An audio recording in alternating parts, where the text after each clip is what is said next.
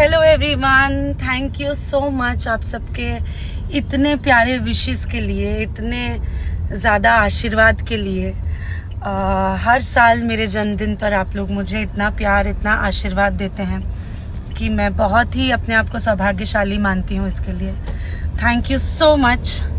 और आप सब जानते हैं कि अपने बर्थडे पर मैं हर साल अपने दोस्तों के साथ, अपने इंडस्ट्री के लोगों के साथ पार्टी करना, सोशलाइज करना पसंद करती हूँ और मैंने हर साल वो किया भी है।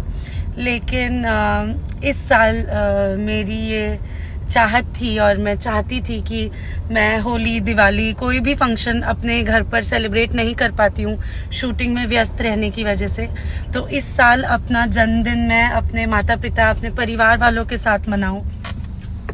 इसीलिए मैंने इस साल कोई गेट टुगेदर प्लान नहीं किया।